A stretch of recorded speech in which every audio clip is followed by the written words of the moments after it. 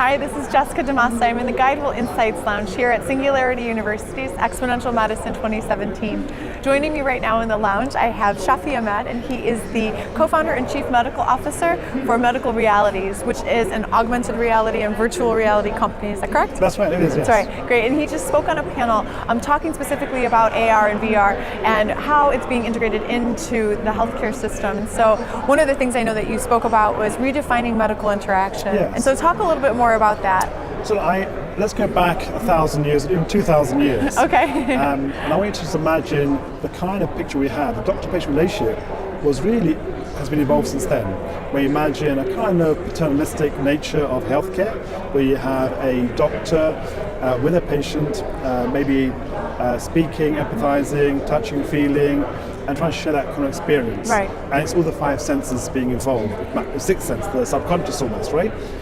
And where we are today, it's moving so rapidly because now we're using smartphones for consultations like Skype or telemedicine. We're now using chatbots, AI interfaces to talk to a doctor that might not be there. It's just a machine, for example. Right.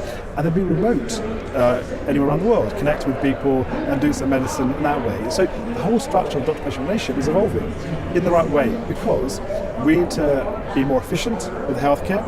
We need to expand and scale up. This kind of technology is changing the way we're going to interact with our patients. Right. That's an interesting kind of phenomenon. It is. And so I was going to ask you, so with all of these, you're gaining efficiency, but are you losing the human touch? This is the question that we can't really understand. The question for me then goes back. How do you define the human relationship with the patient, for example, right? Okay. Because we've defined it for many years. That's what we accept as being normality.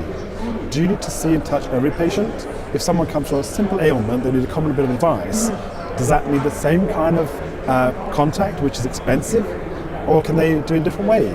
Part of it is changing the social fabric of society, changing the way we behave, the way we accept healthcare, because otherwise we're not going to manage.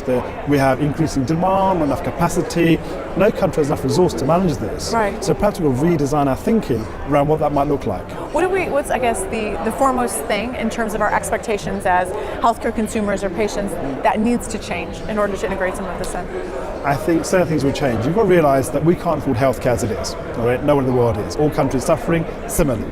So therefore we've got to accept slight changes in the way we practice medicine, or maybe how we see our doctors and how we access healthcare. So that's kind of part of the thinking. I guess it just means that we have to use doctors in terms of the traditional role at the right time. For example, if you've got a cancer diagnosis or you've got a difficult problem, of course you'd want to be seen and talked to in a proper manner. But other things maybe not so. So I have to ask you this because you mentioned it beforehand. If our expectations need to change and the way we accept care delivery needs to change, you just mentioned right before our interview that you've done a surgery on Snapchat. Yes. So that's a far pivot from where we're at right now. So first of all, tell me about how this happened and tell me about the experience. Okay, so I've done our operations in a different way. I thought about how do I change education? Because my trainees, my medical students, and the residents are obviously much younger than I am. Yeah. They're learning in different ways. The way I was taught was the book, right? Yeah. Hardcore learning, exams. Now it's e-learning platforms, AR, VR kind of devices, and the smartphone is the gateway to knowledge. So if that's the way they're running their lives, how do we access that and teach them? And so if you look at Snapchat specifically, it has about 175 million users on a global basis. Yep. That's a huge reach. Out of those, 75% up to the age of 17 and 25. Kind of age my students are. Okay. So therefore, so I thought, okay, let's get the spectacles, right? And I'll get them on for you, okay? Okay, let's see. So here's the spectacles. Okay. That's all I did, put these on, right? Amazing. And then I literally clicked this button, or I had someone click it for me during the operation. I thought each one gives a 10-second clip. So I thought, if we go back and say, if that's the operation, which 10-second bits are important? Not the whole thing. Right. So we did that, about 20 steps. We pushed out to my story, asked getting consent for the patient, etc. Sure. And it just went viral. I can't even imagine because, as we were saying, 2 million views. 2 million views. Well, usually it's like cat videos on Snapchat. Now you're doing a surgery, so there's a big difference. And it seems like it gains. So every time I operate now and I do a Snapchat operation, I have 5,000 students all around the globe. And I want to share one story with you actually, which I think is quite pertinent. Because the other day I was doing an operation onto my Snapchat. I said to my audience, oh look, what's your name? Where are you from? Where are you watching this from? I'd just like to know more information. And I got lots of messages back. One in particular really quite inspired me. And so she said, oh, well, this one girl said, hey, my name's Ella, and I'm watching you from the Marianas Islands. I'm a medical student now. So I thought, I've not heard of this island before, let me Google it. So I Googled it, and you know what? All I got was a blue Pacific Ocean. I zoomed and zoomed and zoomed. I found a tiny island of 12,500 inhabitants. Oh my goodness. And that was powerful. That really touched me, thinking, well, I've reached somebody I'd never reached otherwise with just a Snapchat kind of platform, right? That's incredible. That's incredible. Wow. I mean, that really, I guess you're talking about changing the way that medical education is not only delivered but also received. And I think that meeting people where they are on those platforms that they're already at is a smart idea.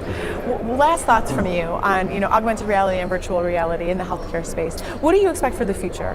So one thing I did a couple of weeks ago, which I'll share with you as well, we used the Microsoft HoloLens as an AR device. Okay. And I'm a cancer surgeon, so I often discuss patients in what's called a cancer type meeting, where you have all the oncologists, the nurse specialists, and so on. Yeah, exactly. So I thought during the operation, sometimes we need some advice. Well, let's connect people. So we did this thing where we used the HoloLens during the operation. Sure.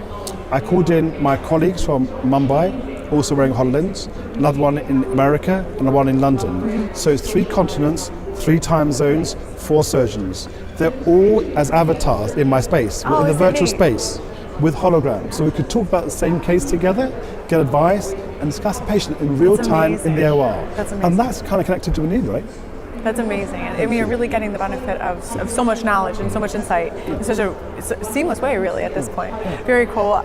Shafi, it was so nice to speak with you again. Thank you so much for stopping by and sharing with your perspective. And that Snapchat surgery, I think, is just, I'm going to have to look for this now and see and watch you live. Virtual surgeon. Virtual surgeon. Okay, so if you guys want to check that out, virtual surgeon is how you would find and be able to watch Shafi do some surgery on Snapchat. I'm Jessica DeMassa here at the GuideWell Insights Lounge at Singularity University's Exponential Medicine 2017. Thanks for joining us.